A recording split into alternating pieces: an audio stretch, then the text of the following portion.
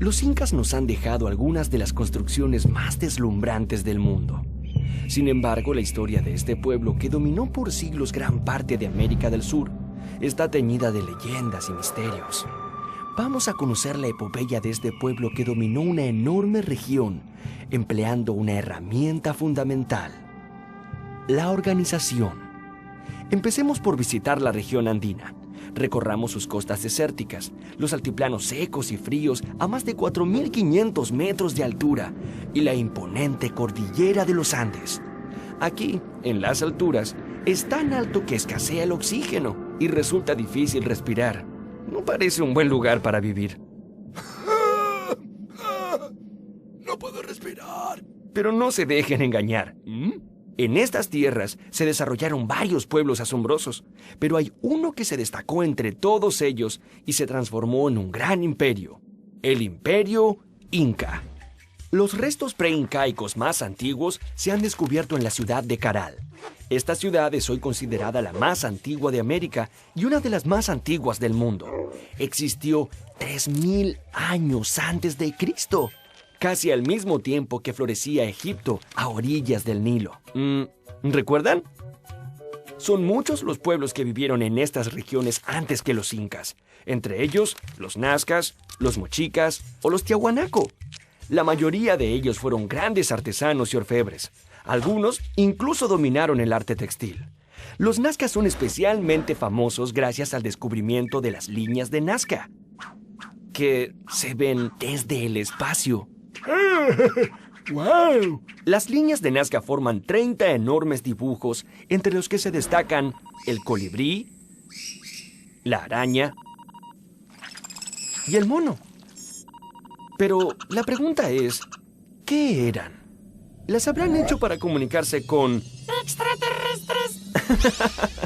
Algunos científicos dicen que era un calendario agrícola que los ayudaba a elegir el mejor momento para sembrar y cosechar. Bueno, ¿quién sabrá? El origen. Las leyendas sobre el origen de los incas han viajado de boca en boca durante cientos de años, atravesando guerras y conquistas para llegar hasta nosotros. Sí, han tenido que viajar de boca en boca y de generación en generación, ya que los incas no tenían un sistema de escritura. Para ellos, lo que valía era la palabra, y todo era comunicado exclusivamente a través del habla. Según la leyenda, Inti, el dios Sol, le pidió a su hijo Ayar Manco que se encargase de venir a la Tierra a civilizar a los seres humanos. Tras la creación del mundo, Ayar Manco y su mujer, Mama Ocllo, se pusieron sus mejores ropas y surgieron de las profundidades del lago Titicaca con una barreta de oro en sus manos. El mandato de su padre indicaba que esa barreta les mostraría el lugar en donde fundar un gran imperio. Después de andar y andar muchos kilómetros hacia el noreste, Ayar Manco y Mama Ocllo notaron con sorpresa que la barreta se había sumergido en el cerro Huanacaure. Esa era la señal que estaban buscando, y fue allí que fundaron la ciudad de Cusco, que fue el centro del imperio y que quiere decir el ombligo del mundo. Ayar Manco se transformó en Manco Cápac, el primer inca. Él y su mujer enseñaron a los hombres cómo cultivar la tierra, pescar, construir sus hogares y muchas cosas más. Los demás emperadores incas fueron descendientes de Manco Cápac, y a él le debían su origen divino y su parentesco con el mismísimo Sol. Cultivar la montaña. Para poder conseguir mayores terrenos de cultivo, los incas tuvieron que domesticar las abruptas pendientes de los Andes, tal como se domestica un caballo salvaje. Para ello, desarrollaron novedosas técnicas de siembra que los harían famosos. Bueno, no ganaron premios ni nada de eso, pero consiguieron algo mucho más importante: sus famosas terrazas de cultivo, llamadas andenes, sus acueductos y canales en las laderas de las montañas. Todo esto les permitió cosechar alimentos suficientes como para desarrollar una gran civilización que todavía asombra a investigadores y especialistas. Si les gustan las papas fritas, tienen que estarles muy agradecidos a los incas, porque la papa fue un aporte alimenticio que hicieron los incas al mundo. Ellos cultivaron y cosecharon, escuchen esto, más de 200 especies de papas. ¿200 especies? ¿Y qué me dicen de los cereales? Otro de los cultivos importantes fue el maíz. La mazorca o choclo podía conservarse durante largos periodos y consumirse cuando faltaban otros alimentos. Al maíz se le atribuía origen divino y de hecho estaba reservado para la corte del Inca. Este cereal viajó hacia Europa luego del descubrimiento de América. Hoy, el maíz es el cereal más sembrado en el mundo. Los caminos del Inca. Gracias a sus grandes campañas militares y alianzas con poblaciones vecinas, el territorio dominado por los incas se extendía en 1438 desde la Amazonía de Colombia hasta el norte de Argentina y centro de Chile. Los incas llamaron a todo este territorio Tahuantinsuyo, que quiere decir el imperio de las 4 direcciones. Todo este imperio se administraba desde su capital, que estaba en el Cusco. Los incas eran muy buenos guerreros, pero también muy buenos negociadores. Por ejemplo, muchas veces, para evitar la guerra, los pueblos acosados les ofrecían sus reservas de alimentos, tejidos e incluso mujeres. Los incas construyeron un poderoso ejército que tenía un gran secreto: la planificación, la disciplina y una elaborada estrategia. Esto les trajo innumerables victorias y en poco tiempo acumularon un gran territorio. Los incas eran muy organizados. Idearon un sistema para expandir su territorio sin perder el control de lo que sucedía en la región. Para ello, construyeron un perfecto sistema de caminos que recorría selvas, quebradas y montañas. El principal era el Camino Real, que unía las ciudades de Cusco y Quito y que tenía 2.400 kilómetros de largo. Eso es bastante. Estos caminos sirvieron para incentivar el comercio, pero sobre todo como un gran sistema de correo. Los caminos eran usados por los chasquis, que eran señores entrenados para correr. Ellos usaban los sistemas de postas para llevar mensajes memorizados de un pueblo a otro. Un mensaje podía recorrer hasta 200 kilómetros en un día. Por eso, quienes querían ser chasquis debían ser muy veloces y jóvenes. Y no tenían problemas de sobrepeso, claro. Los quipus. Tanto poder y extensión territorial obligó a los incas a buscar una forma de controlar sus riquezas. Entonces, idearon un sistema matemático para administrar sus provincias: los quipus. Este fue el principal instrumento de contabilidad del imperio inca. Imaginen una serie de nudos agrupados. De un cordel más grueso penden varios más delgados y de diferentes medidas, grosores y colores.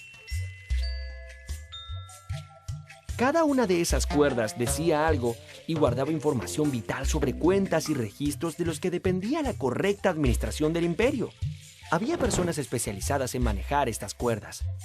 Una de ellas era el quipu Camayoc, quien tenía a su cargo el control de las cuerdas de toda la región o suyo.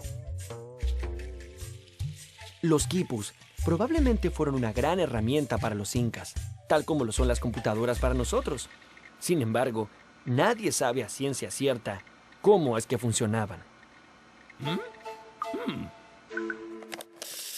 Mucha organización. Muy bien, mucho dominio, muchos cultivos, muchas riquezas. Pero, ¿había alguien capaz de organizar todo esto? Sí que había. De hecho, los incas tuvieron una gran organización administrativa y política. Y como cabeza de esa gran organización se encontraba el Inca. Todo lo que él decía era considerado como una ley suprema. Claro que también había reglas para él. Por ejemplo, bajo ningún punto de vista podía ser soltero. Debía tener, por lo menos, una esposa. Es más, podía tener más de una, a veces cientos de mujeres. Pero siempre había una esposa principal, la cual también era considerada sagrada y a la que se veneraba como hija de la luna. El mayor logro de los incas fue conseguir que todos los habitantes del imperio tuvieran comida y trabajo. Así es, en el imperio incaico no existía la pobreza.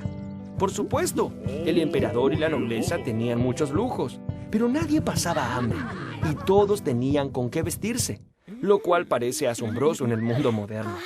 Los incas tenían 3 leyes fundamentales que todos debían respetar: no robar, no mentir y no ser holgazán.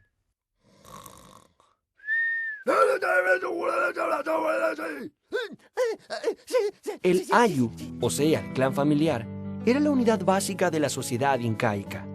Cuantos más hijos tenían los hombres casados, más tierra les correspondía, pues debían satisfacer las necesidades de más personas, o personitas.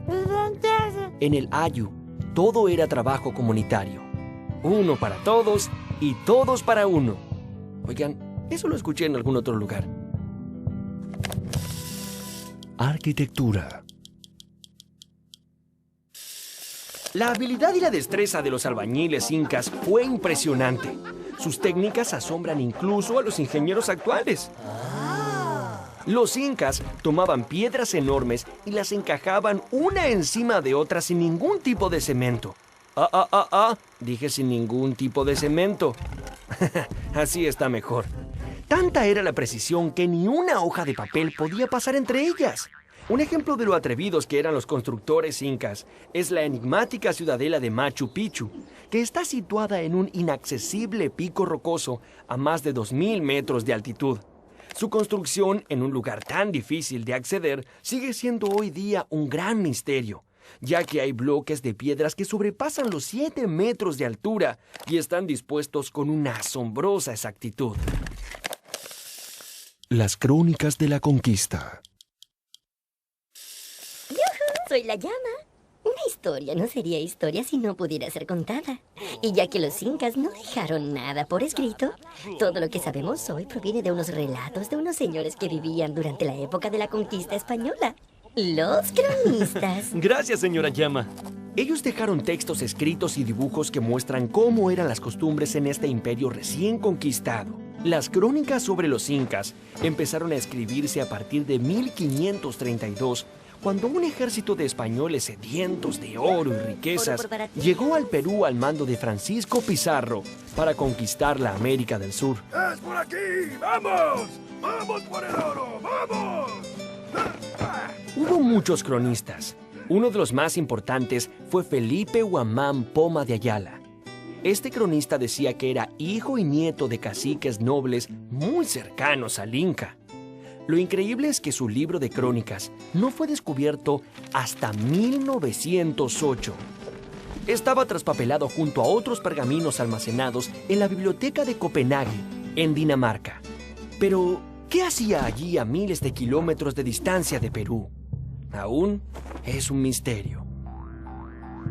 Es gracias a este volumen de 1179 páginas y una enorme cantidad de dibujos que hoy podemos conocer mejor las costumbres de esta asombrosa civilización, el Imperio de los Incas.